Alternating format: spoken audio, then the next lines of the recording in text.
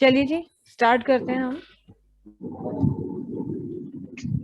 कल हमने आपको इफ फंक्शन बताया था और इफ फंक्शन से हमने डिसीजन मेकिंग बताई थी कि जैसे आपको डिसाइड करना है तो कोई किसी भी चीज का डिसीजन अगर आपको लेना है, चाहे आपको डिसाइड करके कुछ लिखना हो जैसे good bad pass fail ABCD कुछ भी, ग्रेड या प्रॉफिट लॉस इवन ऑड, इस तरह की कुछ भी चीजें करनी है तो भी आप जो है इफ फंक्शन का यूज करते हैं। या आपको कोई कैलकुलेशन करनी हो कंडीशन के बेसिस पर, तब भी आप इफ फंक्शन के हेल्प से ये काम कर लेते हैं। इसके बाद में हम नेक्स्ट अपना फंक्शन करने जा रहे हैं सम इफ। फंक्शन है हमारा सम इफ। इसको हम ऐसे लिखते हैं, इसको लिखने का तरीका होता है कि हम लिखते हैं इज इक्वल टू का साइन, फिर सम इफ, फिर ब्रैकेट लगाते हैं, फिर यहाँ पे लिखते हैं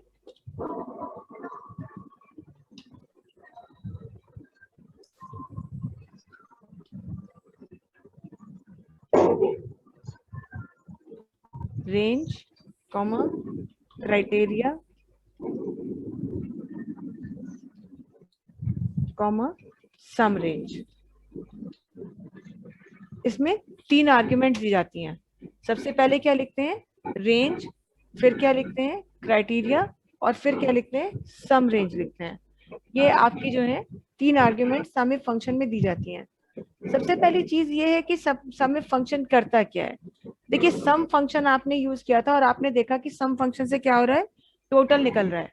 इफ फंक्शन से आप क्या कर रहे हैं, आप एक कंडीशन या सेट ऑफ कंडीशन अप्लाई करके कोई डिसीजन लेते हैं। अब अगर आपको टोटल करना है, सभी का टोटल नहीं करना है, कुछ स्पेसिफिक वैल्यूज का टोटल करना है, तो उसके लिए आप सम इफ फंक्शन का यूज कर सकते हैं। क्योंकि देखिए ये तो नाम से ही पता चल रहा है कि है तो सम फंक्शन, कहीं ना कहीं ये ऐड ही करेगा, पर आपको वैल्यूज को ऐड भी करना है और किसी कंडीशन के बेसिस पर अगर आपको ऐड करना है तो उसके लिए जो है आप सम इफ फंक्शन का यूज करते हैं। जैसे इसके लिए हम आपको एग्जांपल देते हैं कि यहाँ पर मान लीजिए हमने कहीं पर सैलरी का डेटा बनाया था, जैसे ये सैलरी का डेटा बना हुआ है। अब इसमें मंथ के बेसिस पर हमने सैलरी का डेटा लगाया था। ये देखिए, ये सपोज हमारा कुछ कुछ मंथ्स का डेटा यहाँ पे बना हुआ है।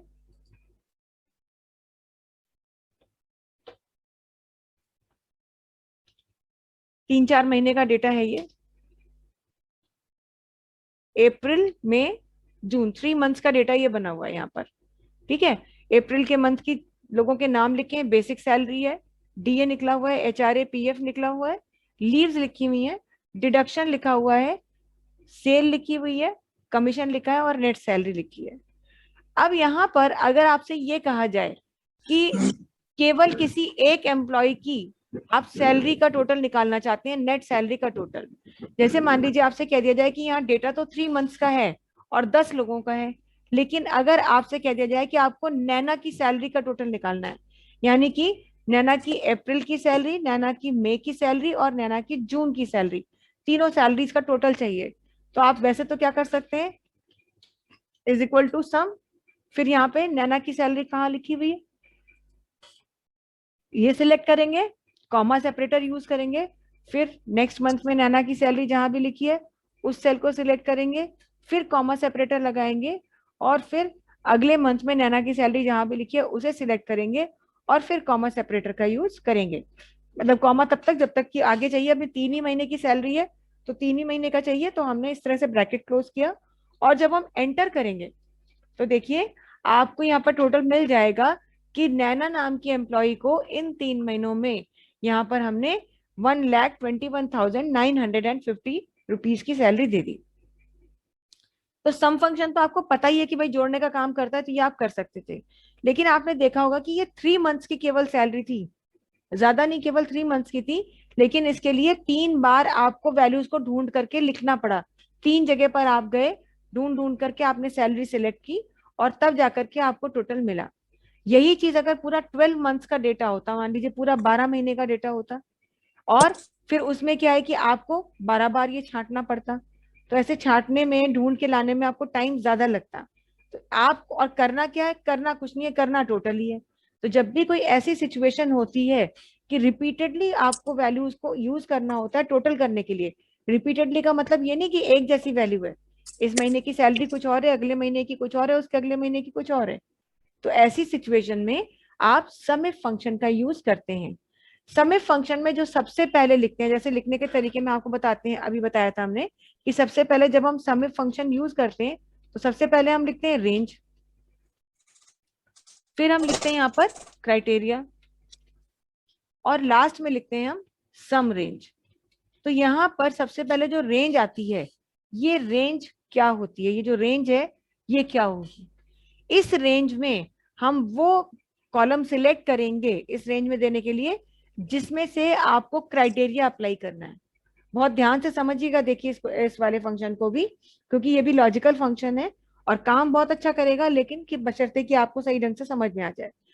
आपको यहाँ पर अगर देखा जाए, जैसे हमने कहा कि 10 लोगों की 3 महीने की सैलरी लिखी है, लेकिन आपको सिर्फ नैना की सैलरी निकालनी है।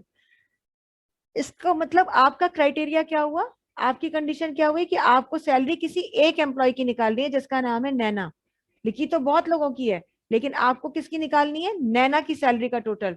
इसका मतलब हमारा क्राइटेरिया क्या होगा, नैना नेम। कंडीशन तो नेम पे ही लगेगी। तो रेंज हम किसे सिलेक्ट करेंगे, रेंज में हम नेम वाला कॉलम सिलेक्ट करेंगे। आप ये चीज ध्यान रखिएगा, सम इफ फंक्शन में रेंज का सीधे सीधे कनेक्शन होता है क्राइटेरिया से। जो हमारा क्राइटेरिया होता है, जिस कॉलम में वो लिखा होता है, हम वही रेंज सिलेक्ट करते हैं। और सम रेंज में हम क्या देते हैं, सम रेंज में हम उस कॉलम को सिलेक्ट करते हैं जिसका आपको टोटल चाहिए। जैसे यहाँ पर रेंज में हम क्या सिलेक्ट करेंगे, नेम वाला कॉलम।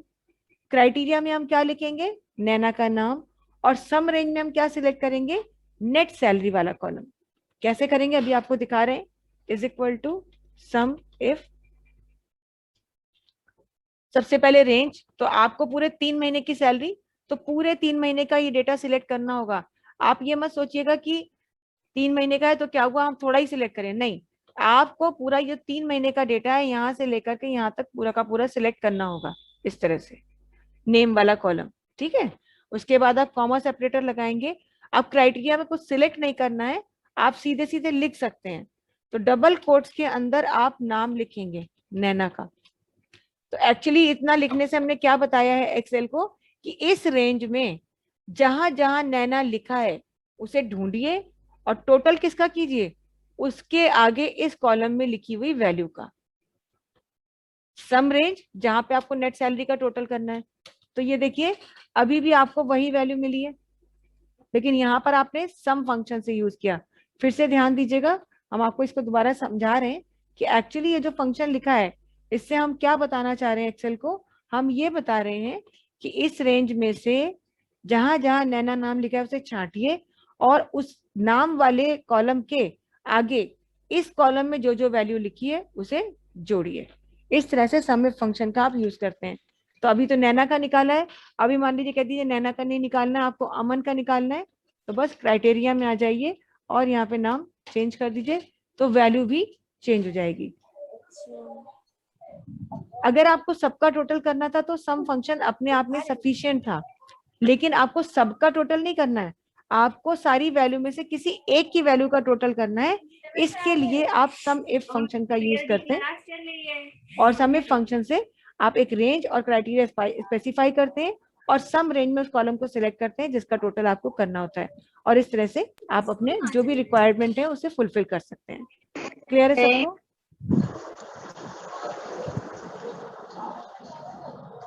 ठीक है, समझ में आया सबको ये चीज?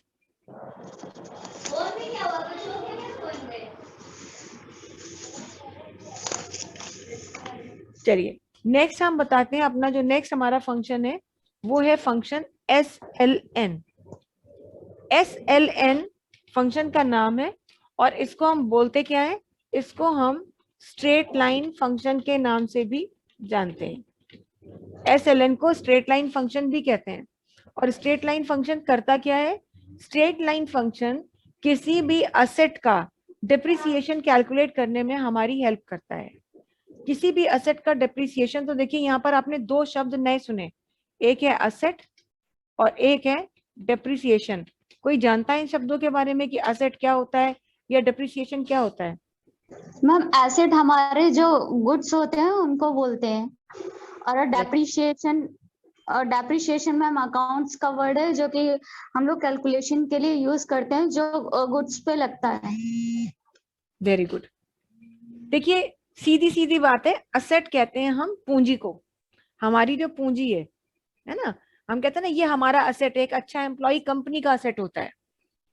तो जो भी चीज आपकी अथॉरिटी में है, जिसको आपने परचेज किया है या आपकी ओनरशिप में है, वो आपका असेट है। जैसे अगर आपके घर की बात करें तो आपके घर में रखा हुआ फर्नीचर आपका असेट है। आप फर्नीचर को खुद भी यूज करते हैं, और जिसको आपकी मर्जी होगी उसको आप फर्नीचर यूज करने देंगे। जैसे आपके घर में जो सोफा पड़ा हुआ है, उस पर जिसको आप बैठाएंगे वही तो बैठेगा ना। ऐसे रोड से कोई भी तो उठ के आके बैठ नहीं सकता ना आपके घर में आके। क्यों? क्योंकि आप सबको तो परमिशन नहीं देंगे। तो जिसको आप अलाउ करेंगे वही आपके घर में आकर के बैठ सकता है, क्योंकि आपके घर का सोफा सेट आपकी असेट है, उस पर आपकी अथॉरिटी है, आपकी ओनरशिप है। ऐसे ही जैसे अगर हम नाइटेक की बात करें तो नाइटेक में जो फर्नीचर है, नाइटेक में जो कंप्यूटर्स हैं, ये सारी चीजें नाइटेक का असेट हैं। तो नाइटेक जिस स्टूडेंट को अलाउ करता है कि हाँ भाई आप कंप्यूटर यूज करिए, तो वो नाइटेक नाइटेक की ओनरशिप में है, तो नाइटेक अलाउ करेगा, नाइटेक परमिट करेगा, तो उस स्टूडेंट को परमिशन मिलेगी, वो उस असेट को यूज कर सकता है। चाहे वो बुक्स हो, चाहे वो फर्नीचर हो, चाहे वो कंप्यूटर हो, या कोई भी और इक्विपमेंट या टूल हो। तो असेट वो चीज होती है, समझ लीजिए छोटे मोटे से शब्दों में हम बताएं, जिस चीज पर हमारा अधिकार होता है, जिसको हमने शायद अपने पैसे से खर्च करके खरीदा है, या हमारे ही है वो, भले ही हमने खुद खरीदा हो या हमें हमारी फैमिली से किसी ने दिया हो, मगर है हमारी ओनरशिप में, तो वो हमारी असेट होती है। अब जब ये असेट्स हम यूज करते हैं तो, या ना भी यूज करें तो भी, हर असेट का एक लाइफ टाइम होता है। और एक, जब भी आप उन्हें खरीदते हैं तो उन्हें कुछ पैसे देके खरीदते हैं, लेकिन जैसे जैसे समय बढ़ता जाता है उनके कॉस्ट प्राइस में की वैल्यू में कमी आती जाती है। जैसे इस चीज को हम बहुत छोटे से एग्जाम्पल से आपको समझा रहे हैं कि मान लीजिए आपने कोई कार खरीदी। अब आज से सपोज आपने एक कार खरीदी, और वो कार आपने 10 लाख रुपए की खरीदी थी। 2 साल आपने कार को यूज किया, और 2 साल के बाद आपको कोई नई कार खरीदनी है, तो आपसे कहा गया पहले पुरानी कार बेचिए तब नई कार खरीदिए। तो अगर आप कोई अपनी पुरानी कार को सेल ऑन करने की बात करते हैं, हमें सेल ऑफ करना है, तो क्या 10 लाख रुपए में खरीदी हुई कार को 10 लाख रुपए में बेचा जा सकता है? No ma'am. कोई नहीं खरीदेगा, है ना। आप भाई आप अभी मोबाइल खरीद के लाइए, शोरूम से खरीद के निकलिए, और आपसे कोई सेम रेट पर वो तब भी नहीं खरीदेगा, कहेंगे शोरूम से निकलते ही प्राइस कम हो जाता है ना। तो सेम रेट पे कोई भी नहीं खरीदता, फिर आपने तो चीज को यूज किया हुआ है। तो किसी भी चीज को जब हम यूज करते हैं, तो यूज करने पर उसकी जो एक्चुअल कॉस्ट होती है उसमें कमी आती है, और उसके एक्चुअल कॉस्ट में आई हुई कमी को डिप्रिसिएशन कहा जाता है। तो अगर आपको किसी प्रोडक्ट का दे दिया जाए कि भाई आपको इसका डेप्रिसिएशन निकालना है, तो उस डेप्रिसिएशन को निकालने के लिए कि पर ईयर डेप्रिसिएशन जो कैलकुलेट होता है वो हर साल के हिसाब से होता है, मतलब हर साल इसमें कितनी कमी आई। 10 लाख रुपए की चीज अगर 2 साल के बाद मान लीजिए 8 लाख रुपए में बिक रही है, तो उसका डेप्रिसिएशन 2 लाख नहीं होगा, उसका डेप्रिसिएशन क्या होगा? 1 लाख। क्योंकि 2 लाख तो टोटल है, लेकिन हर ईयर उसमें 1 लाख की कमी आती गई, पर ईयर 1-1 लाख रुपए कम होते गए। तो ऐसे जब आप करते हैं तो वो चीज डेप्रिसिएशन कहलाती है। अब कोई एक प्रोडक्ट हो, या मान लीजिए बहुत सी चीजें हो, आपको कह दिया गया है भाई इनका जो है, यहाँ पर पूरी आपको एक लिस्ट दे दी गई है, कॉस्ट प्राइस है यहाँ पर किस प्रोडक्ट में खरीदा, और यहाँ पर है उसकी लाइफ, यानी उसे कितने समय यूज किया गया। यहाँ मान लीजिए 5 लाख रुपए की कोई चीज है, 10 लाख रुपए की कोई चीज है, 2,50,000 रुपए की चीज है, 1 लाख रुपए की कोई चीज है, 5,50,000 रुपीज की कोई चीज है, और यहाँ पर उसे यूज किया गया मान लीजिए 5 ईयर्स के लिए, या 2 ईयर्स यूज किया, या 3 ईयर्स यूज किया, या फिर 5 ईयर्स यूज किया, या 4 ईयर्स के लिए यूज किया गया। तो अगर आपको पता है कि खरीदते समय इसकी कॉस्ट क्या थी और इसे कितने साल यूज किया गया, तो इतना अगर आपको पता है तो आप आसानी से डेप्रिसिएशन निकाल सकते हैं। जब भी डेप्रिसिएशन कैलकुलेट करते हैं तो फंक्शन लिखा जाता है इज इक्वल टू SLN, और इसमें क्या होता है, इसमें आप ब्रैकेट में 3 आर्ग्यूमेंट देते हैं। सबसे पहले क्या लिखते हैं? सबसे पहले आप लिखते हैं कॉस्ट प्राइस, फिर क्या लिखते हैं?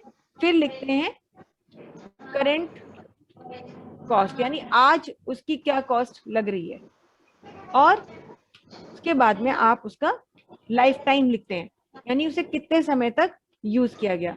ये तीन चीजें अगर आपको पता है तो आप किसी भी प्रोडक्ट का डेप्रिसिएशन कैलकुलेट करके देख सकते हैं। जैसे अब हमें यहाँ पर कॉस्ट प्राइस पता था, और आज करंट वैल्यू क्या है उसकी।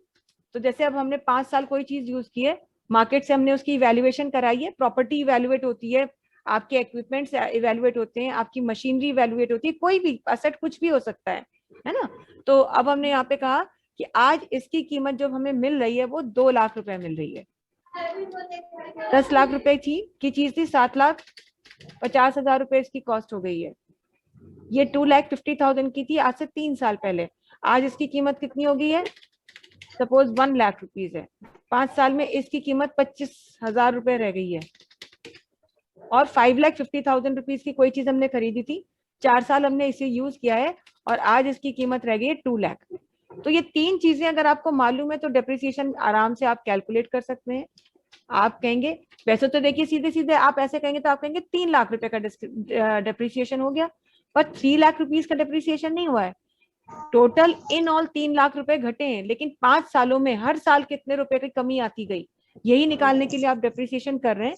और आप क्या कहेंगे, इज इक्वल टू SLN, सबसे पहले कॉस्ट, उसके बाद करंट वैल्यू, और उसके बाद टाइम, और बस ब्रैकेट क्लोज कीजिए, एंटर कीजिए। तो देखिए क्योंकि ये एक फाइनेंशियल फंक्शन है, इसलिए बाय डिफॉल्ट इसको फॉर्मेटिंग करके देता है। आपको दे रहा है कि यहाँ पर डॉलर साइन लगा के दे रहा है, कॉमा सेपरेटर लगा के दे रहा है, डॉट के बाद 2 बार आपको ये डेसिमल प्लेसेस भी इंक्रीज करके दे रहा है। अगर आप ऐसे रखना चाहते हैं तो रखिए, लेकिन जाहिर सी बात है कि अगर आप इंडिया में काम कर रहे हैं और इंडियन करेंसी में काम कर रहे हैं तो आपको डॉलर सिंबल नहीं चाहिए होगा, डॉलर सिंबल में आप काम कर ही नहीं सकते। तब आपको क्या चाहिए होगा, कम से कम इंडियन रुपीज चाहिए होंगे, या करेंसी चाहिए ही ना हो। तो आप इसका फॉर्मेट चेंज करिए, आप इसको यहाँ से सिलेक्ट करिए, यहाँ पर ड्रॉप डाउन बटन पे यहाँ नंबर में आइए, और ये अकाउंटिंग नंबर फॉर्मेट है जिसमें कुछ आपकी यहाँ पर अकाउंटिंग के फॉर्मेट्स दिख रहे हैं। इनमें से कुछ चाहिए तो इनमें से ले सकते हैं, जैसे अगर आप मान लीजिए यूके में रह रहे होते तो आप पाउंड्स ले लेते, है ना, यूरो में काम हो रहा था तो यूरो ले लेते, चाइनीज करेंसी ले लेते, स्विस करेंसी CHF ले लेते, पर आपको इनमें से कोई नहीं चाहिए, आपको चाहिए रुपीज। तो कहाँ जाएंगे, मोर अकाउंटिंग फॉर्मेट्स, इस पर आप क्लिक करें। क्लिक करने पर आपको देखिए सिंबल पूछेगा क्या सिंबल है, और फिर यहाँ से जो सिंबल आपको चाहिए, जैसे हमें चाहिए रुपया वाला सिंबल, तो यहाँ से हम ढूंढेंगे और रुपया वाला सिंबल लेकर के आएंगे।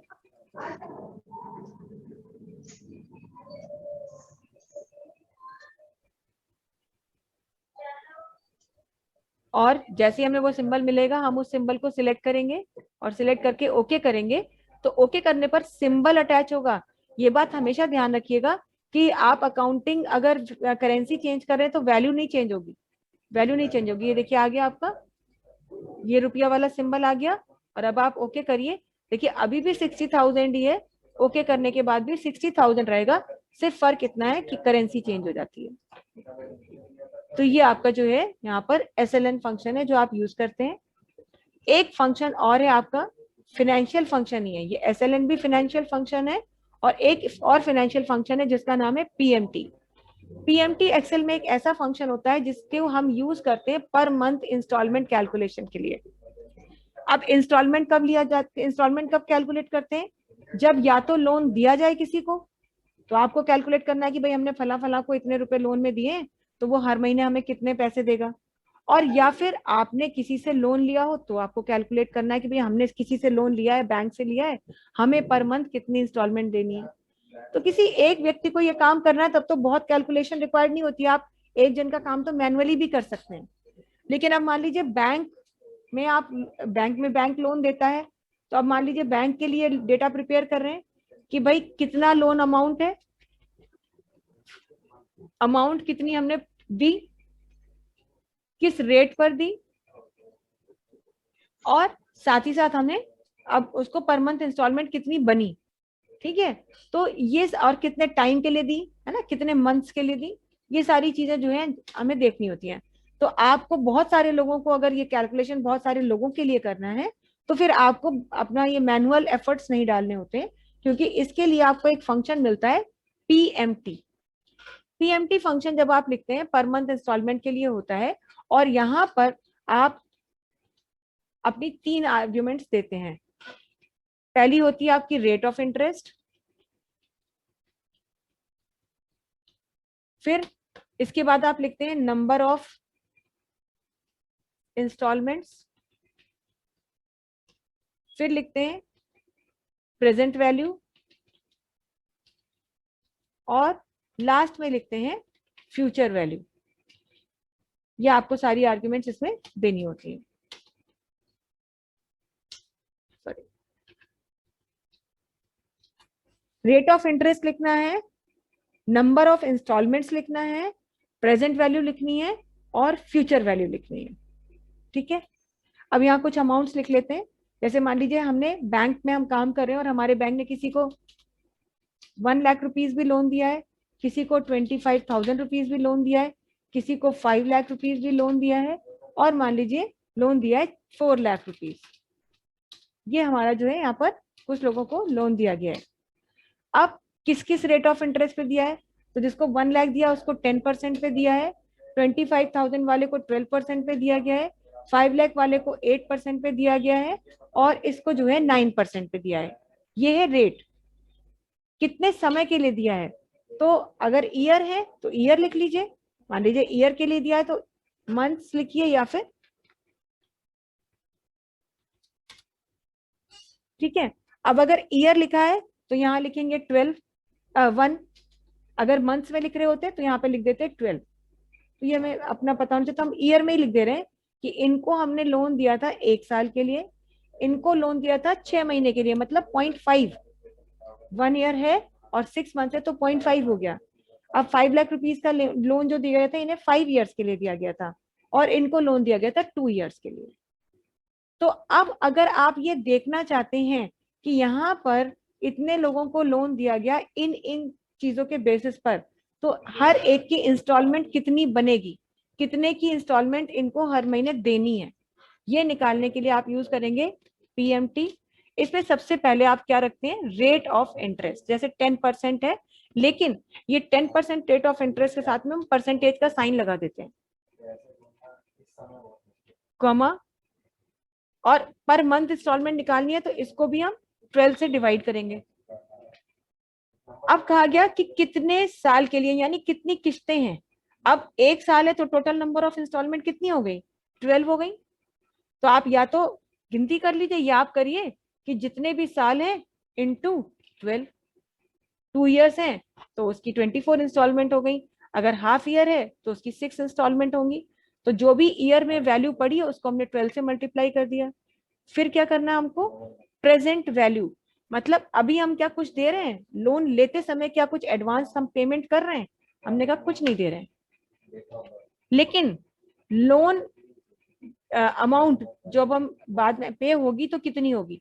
अब हमने क्या किया कि हमें जो है 10 लाख रुपए का लोन है और उस पर हम 10% रेट ऑफ इंटरेस्ट दे रहे हैं, तो इसका मतलब हमें 1,10,000 रुपए देने होंगे टोटल। बैंक को 1,10,000 रुपए टोटल लौटाने होंगे, तो वही 1,10,000 रुपए यहाँ पर हम लिखेंगे।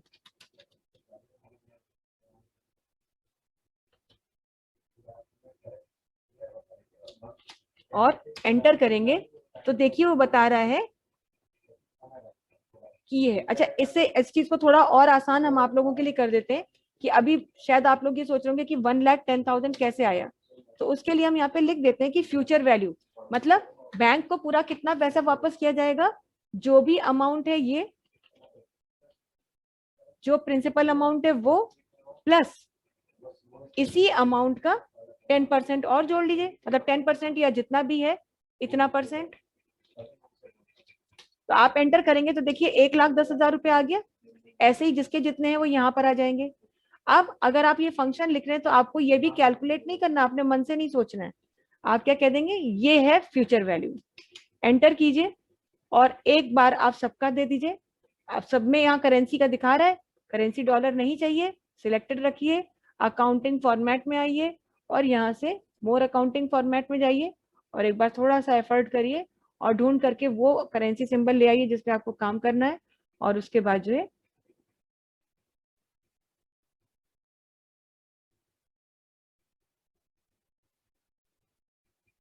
ओके कर दीजिए।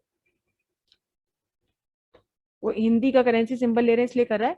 हम फिलहाल क्या, हमने कहा हमें करेंसी सिंबल चाहिए ही नहीं, तो यहाँ से हम नन कर दे रहे हैं, डेसिमल प्लेस में यहाँ पे आ रहे हैं और कह देते हैं नन और ओके।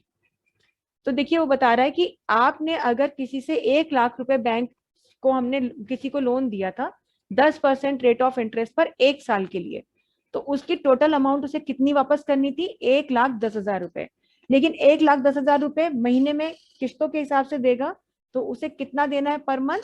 इतना अमाउंट देना है। और इस तरह से आप उसके पर मंथ इंस्टॉलमेंट कैलकुलेशन कर सकते हैं। फिनेंशियल फंक्शन है SLNB और ये भी, तो ये हर जगह पर कॉमन नहीं है, यूज नहीं होते। ये सिर्फ वहीं पर यूज होते हैं जहां पर आप मनी लेंडिंग या तो कर रहे हैं या आप कभी बोरो करते हैं किसी से, तो आपको कैलकुलेशन करना हो। तो इस तरह से ये सारे फंक्शंस हैं एक्सेल के जो आप यूज करते हैं, और ये सारे फंक्शन बेसिक कैलकुलेशन से रिलेटेड है। आपको जो है बाकी फंक्शंस बहुत सारे एक्सेल में, जितने ये बताएं इसका मतलब यही सारे फंक्शंस नहीं है। फंक्शन तो एक्सेल में बहुत ज्यादा है, लेकिन आपके सिलेबस के हिसाब से आपको जो फंक्शंस बताए गए हैं उन फंक्शंस को आप एक बार अच्छे से रिवाइज कर लीजिएगा, सारी चीजें अच्छे से समझ लीजिएगा। कोई प्रॉब्लम होगी तो बताइएगा। बाकी फंक्शन अगर कोई देखने का आपका मन ही कर जाए कि भाई आखिर कौन कौन से फंक्शन है, तो देखिए फंक्शन के लिए पूरा आपको एक लाइब्रेरी मिलती है यहाँ पे फॉर्मूला टैब के अंदर। ये पूरी फंक्शन की लाइब्रेरी है और यहाँ पर हर कैटेगरी का फंक्शन है। जैसे ऑटो सम कैटेगरी में कुछ फंक्शंस है, ये आपको आपने किए भी हैं। आपको याद होगा होम टैब पर ये सिंबल मिलता है, हमने आपको बताया था, यहाँ से यूज करना। फिर रिसेंटली अभी जिन जिन फंक्शन पे काम हुआ उनका नाम यही दिख रहा है। फिनेंशियल कैटेगरी में जाइए तो इतने सारे फंक्शन तो फिनेंशियल कैटेगरी के हैं, है ना। लॉजिकल फंक्शन में आएंगे तो ये हैं, और भी फंक्शंस हैं। टेक्स्ट से रिलेटेड फंक्शंस हैं ये सारे। डेट टाइम से रिलेटेड ये सारे फंक्शंस हैं। लुकअप से रिलेटेड ये फंक्शंस हैं। मैथमेटिकल और ट्रिग्नोमेट्रिकल फंक्शंस की कैटेगरी ये। और इसके बाद भी कुछ और फंक्शंस हैं जो कि स्टैटिस्टिकल कैटेगरी से रिलेटेड है, इंजीनियरिंग कैटेगरी से रिलेटेड है, क्यूब्स वगैरह निकालना है उसके लिए है, और इंफॉर्मेशन के लिए भी होते हैं, माने कुछ और भी जानकारी लेने के लिए भी फंक्शंस होते हैं। तो फंक्शंस तो इतने हैं, और अगर आप पढ़ना चाहें तो एक्सेल को मतलब पढ़ने के लिए ये सारे फंक्शन कभी आपकी जरूरत में नहीं आएंगे। मतलब सबको सारे फंक्शंस की जरूरत नहीं होती है। अब जो लोग स्पेशली साइंटिफिक फील्ड से रिलेटेड हैं उन्हीं को इन फंक्शंस की जरूरत पड़ेगी। आप सबको जरूरत नहीं, क्योंकि आपको कभी स्टैटिस्टिकल डेटा पे काम करना ही नहीं है। बहुत ज्यादा स्टैटिस्टिकल कर रहे हैं तो एवरेज वगैरह निकालना है, तो एवरेज हमने आपको इसमें से बताया है, काउंट बताया है, काउंट ए बताया, काउंट ब्लैंक बताया। तो ये सारे फंक्शंस है। तो ये डिपेंड करता है कि आप किस प्रोफाइल को बिलोंग करते हैं। फिलहाल आपके सिलेबस में जो फंक्शंस है वो बेसिक फंक्शंस हैं, जो किसी को भी पता होने चाहिए। कोई भी एक्सेल का अगर यूजर है तो उसको पता होने चाहिए। तो ये सारे फंक्शंस हैं। बाकी हाँ ये जरूर है कि एक्सेल का हम लोग अपने यहाँ नाइटेक में एक कोर्स और भी कराते हैं एडवांस एक्सेल के नाम से। तो उसमें जो है हम इसमें कुछ और कैटेगरी के फंक्शंस भी कराते हैं, प्लस कुछ और ऐसे ऑप्शंस भी यहाँ पर बताते हैं जो जो कि आपके मतलब फिलहाल इस कोर्स सिलेबस में तो नहीं है, लेकिन हाँ इम्पॉर्टेंट बहुत है। क्योंकि अगर आपने एक्सेल कर लिया तो देखिए MS एक्सेल एक ऐसा पैकेज है जो आपको एम्प्लॉयबिलिटी दिला सकता है। माने ठीक ठाक जॉब आप कर सकते हैं। क्यों? क्योंकि हर तरीके के सेक्टर में एक्सेल यूज होता है। अभी आप गवर्नमेंट जॉब की बात करें अगर, तो कहीं पर भी अगर आपका वर्क प्रोफाइल क्लरिकल है तो आपको एक्सेल में काम करना है। और क्योंकि हम लोग कॉर्पोरेट में पढ़ाते हैं, गवर्नमेंट्स में भी, डिपार्टमेंट्स में भी पढ़ाते हैं, और नॉन गवर्नमेंट डिपार्टमेंट के लोगों को भी पढ़ाते हैं कॉर्पोरेट सेक्टर्स में। तो हमें पता है कि BPO हो, चाहे आपका कोई इनकम टैक्स डिपार्टमेंट हो, चाहे प्रोसिक्यूशन डिपार्टमेंट हो, चाहे टैक्सेशन का सेल्स टैक्स का डिपार्टमेंट हो, यानी ऐसा बैंक हो, ऐसी कोई जगह ही नहीं है जहां पर एक्सेल का यूज नहीं होता है। तो एक्सेल में आपको एक्सेलेंट होना ही चाहिए।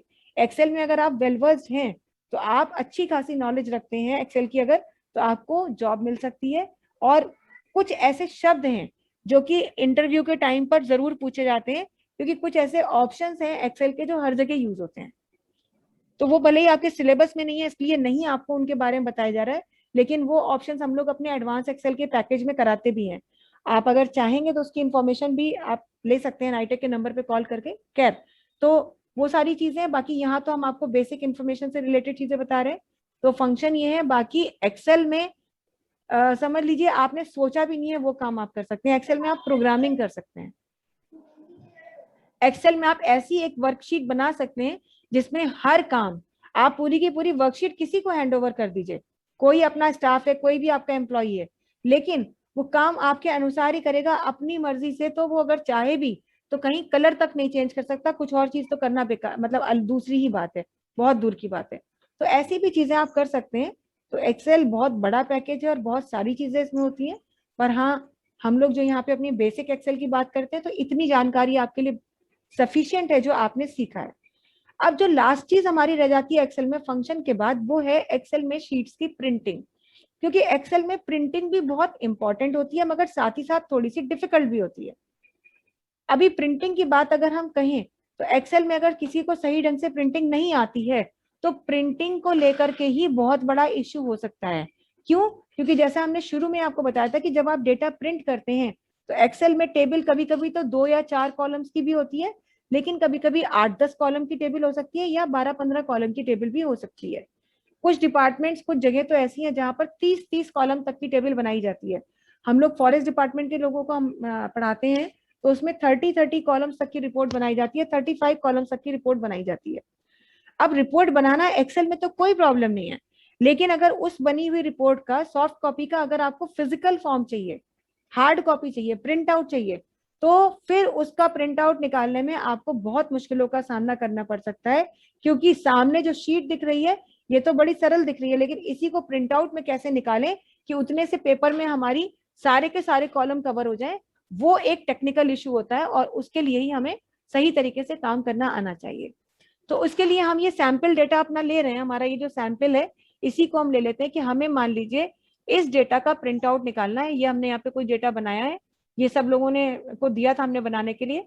तो ये कुछ मंथ्स का डेटा है, हम फिलहाल इसी डेटा को जो है कॉपी कर ले रहे हैं और इसे हम 12 मंथ्स का डेटा बना ले रहे हैं। यही हम कॉपी कर रहे हैं यहाँ पर।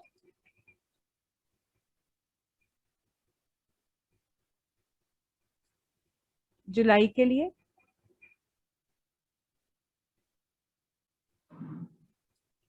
अगस्त के लिए, सितंबर के लिए,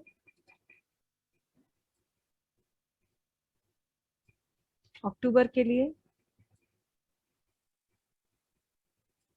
नवंबर के लिए, दिसंबर के लिए। अप्रैल से हमने शुरू किया है इसलिए जनवरी आ गया यहाँ पे, कंफ्यूज मत होइएगा कि जनवरी नीचे कैसे आ गया। जनवरी, फरवरी और मार्च, ये हमने अब पूरा 12 मंथ्स का अपना डेटा बना लिया है। बस अब अगर आपसे ये कह दिया जाए कि जो है इनका वो निकालिए, आप प्रिंट आउट निकालिए,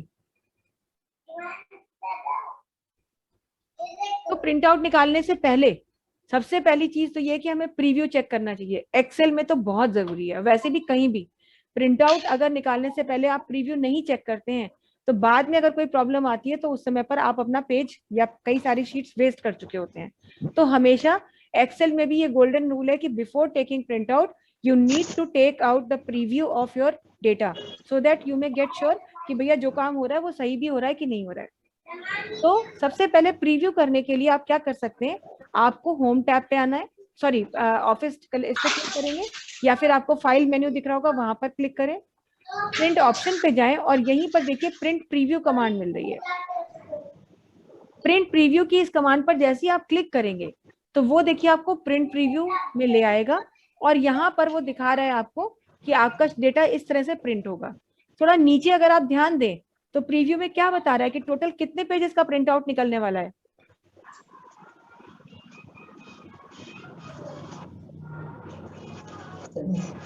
मैम 25।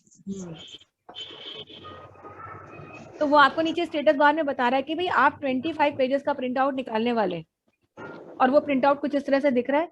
अभी तो फर्स्ट पेज दिख रहा है, यहाँ ये भी तो दिखा रहा है ना करंट पेज। अब हम नेक्स्ट पर क्लिक करेंगे तो पेज 2, पेज 3, पेज 4, लेकिन देखिए ये क्या है, ये तो वो डेटा भी निकल आया जब आपने प्रिंट कमांड दी तो पूरी शीट को प्रिंट कर रहा है ये देखिए।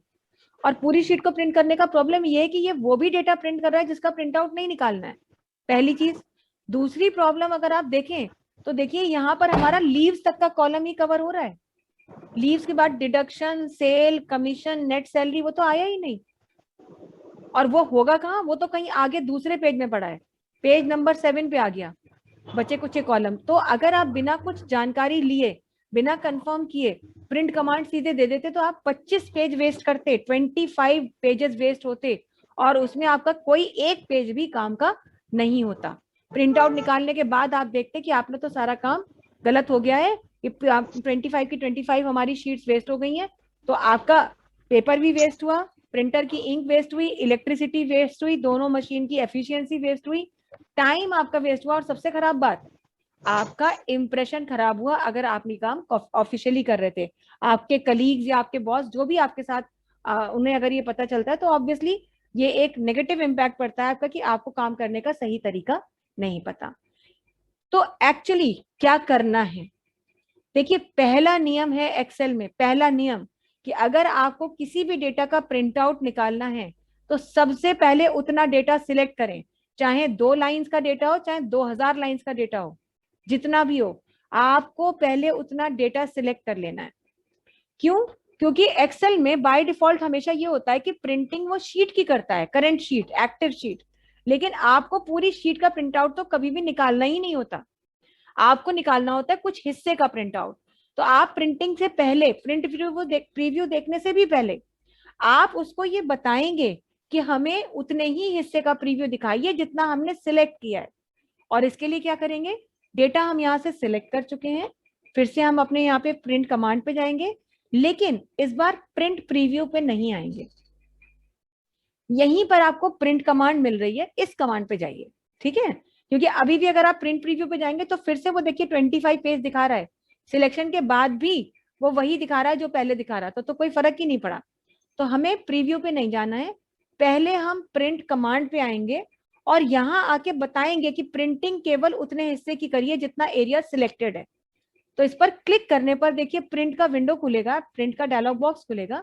आपको यहाँ पर देखिए एक कमांड मिलती है जिसपे लिखा है प्रिंट व्हाट, क्या प्रिंट करें, और 3 चॉइसेस हैं, print selection, print active sheet, print entire workbook. अभी सिलेक्शन कहाँ पे दिया हुआ है, एक्टिव शीट। तो जैसा कि हम पहले ही आपको बता रहे थे कि ये प्रिंटिंग करता है तो एक्टिव शीट को ही पहले लेता है, लेकिन आप एक्टिव शीट नहीं देना चाहते हैं तो आपके पास 2 और चॉइसेस हैं, आप सिलेक्शन कह सकते थे या एंटायर वर्कबुक। गलती से भी अगर आपने एंटायर वर्कबुक को सिलेक्ट किया और यहाँ से प्रीव्यू देखा तो ऐसा करने पर देखिए 76 पेजेस वेस्ट हो जाएंगे आपके। क्यों? क्योंकि आपकी इस फाइल में जितनी भी वर्कशीट्स है आप सबका प्रिंट आउट निकालना शुरू कर देगा। तो इसके लिए ही क्या करना है, डेटा हमने सिलेक्ट किया हुआ है, हमारा डेटा जो है वो हमने यहाँ पर सिलेक्ट किया हुआ है। हम एक बार फिर से उस डेटा पे आ जाते हैं, ये डेटा हमारी शीट है, यहाँ आ रहे हैं, प्रिंट में जाएंगे, प्रिंट में फिर से आएंगे, लेकिन यहाँ से क्या कहेंगे, प्रिंट सिलेक्शन। ये बहुत इंपॉर्टेंट चीज है जो आपको याद रखनी है। सिलेक्शन कहने के बाद अब आप कंफर्म भी करना चाहेंगे कि आप सही कर रहा है या नहीं कर रहा है, तो यही देखिए प्रीव्यू का बटन है। यहां से इतना करने के बाद जब आप प्रीव्यू करेंगे तो ये चेंज अब अप्लाई हो चुका होगा हमारे डेटा पर, ये वाला चेंज। और यहाँ से जब हम प्रीव्यू करेंगे अब वो आपको कितने पेजेस का प्रिंट आउट निकाल के दिखा रहा है,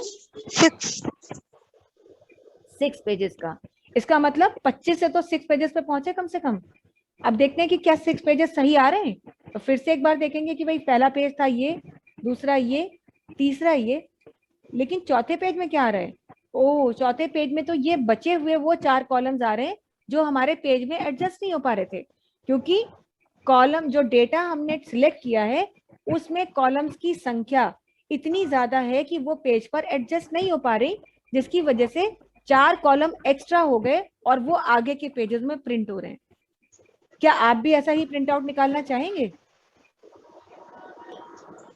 नो मैम। जाहिर सी बात है आप नहीं निकालना चाहेंगे, है ना भाई, हम तो चाहते हैं कि अब इतने कॉलम है तो सारे आए।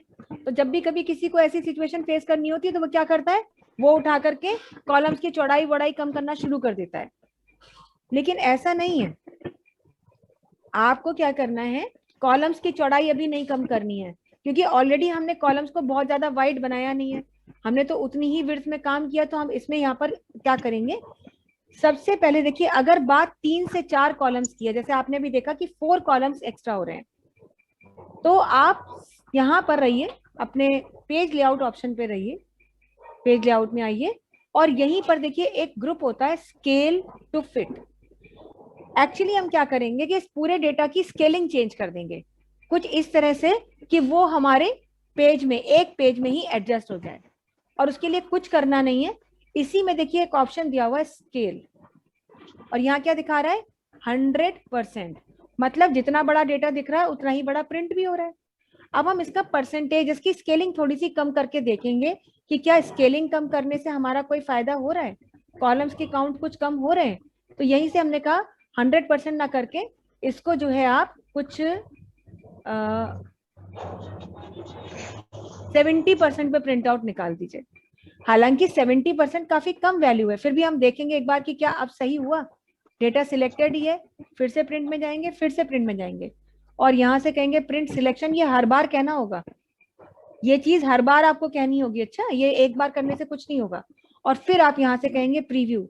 अब देखिए कितने पेजेस में प्रिंट आउट आपका निकल रहा है, 2 पेजेस। 2 पेजेस में। जो 6 पेज थे वो 2 पेज हो गए।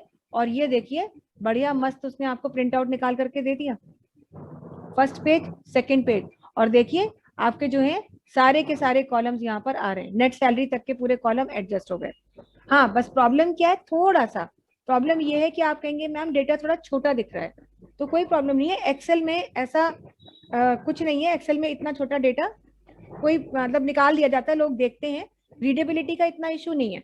हाँ, मगर इसका मतलब ये नहीं कि अब उसको 60% या 40% कर दें, क्योंकि ज्यादा छोटा करने पर भी तो प्रॉब्लम है। अब अगर मान लीजिए इसी को हम 40% कर देते हैं यहीं से, तो डेटा तो छोटा हो जाएगा, लेकिन हम कैसे पढ़ पाएंगे। तो हम उतना ही छोटा करते हैं जितना हम आसानी से पढ़ सकते हैं। अगर हम उसे पढ़ नहीं सकते हैं तो 70% भी हमारे लिए ठीक नहीं है।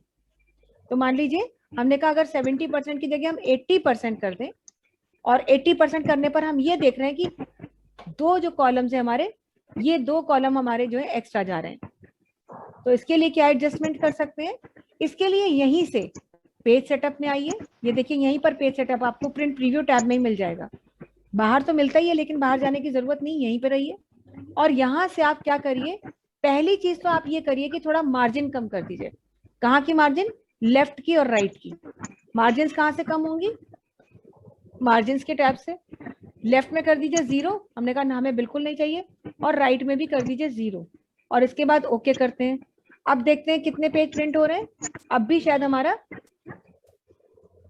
एक पेज, दूसरा पेज, तीसरा, ये देखिए बिल्कुल आपका सही आ गया।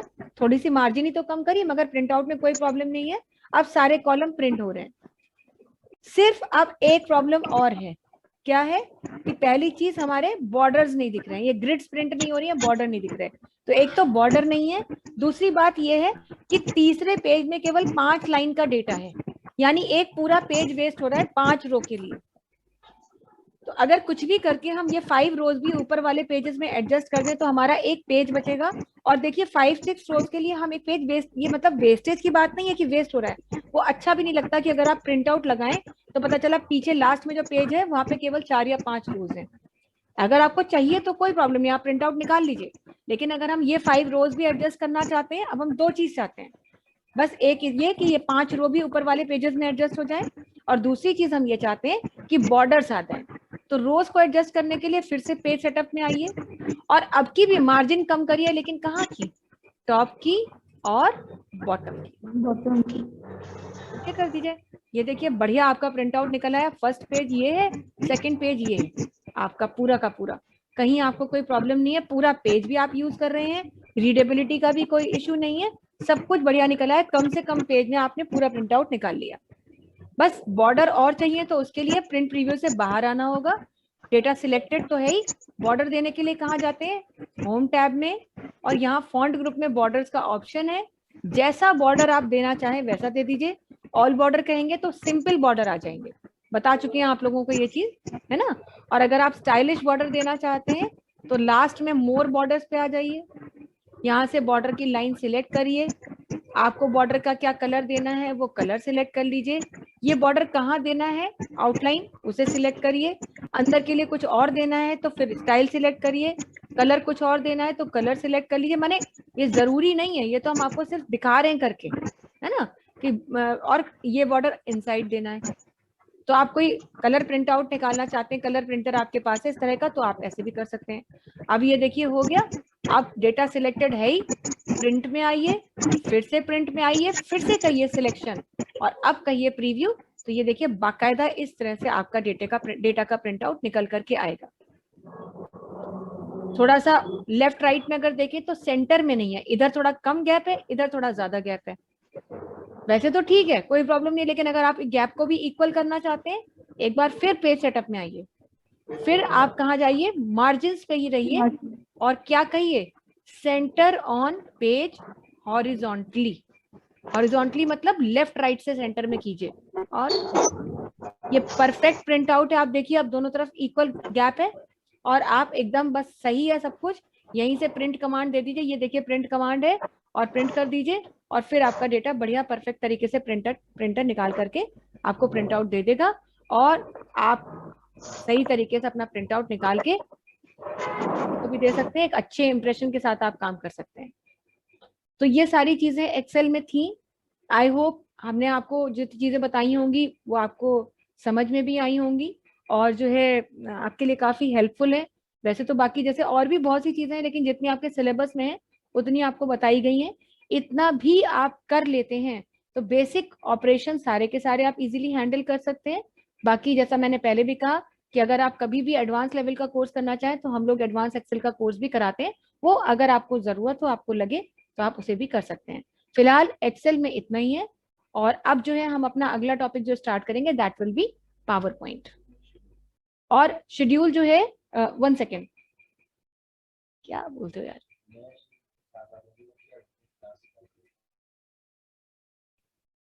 इतनी चीजें आप लोग अच्छे से प्रैक्टिस कर लीजिएगा। एक्सेल एक बड़ा पैकेज है हमारा, बड़ा सॉफ्टवेयर है, इसमें ज्यादा टाइम लगता है, इसीलिए आपको रेगुलर क्लासेस दे रहे थे।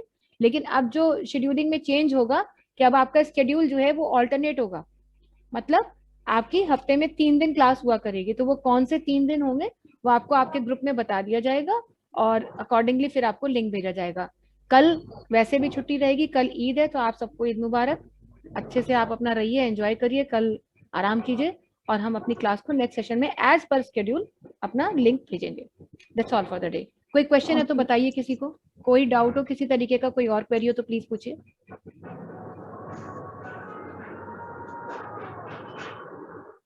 प्रीति, Aanchal, Priya, Ranjeev? No ma'am. No ma'am. चलिए जी, तो ठीक है, फिर आज के लिए इतना ही रखते हैं। Thank you Ranjeev. Thank you ma'am. Okay जी, thank you ma'am. Okay bye, take care.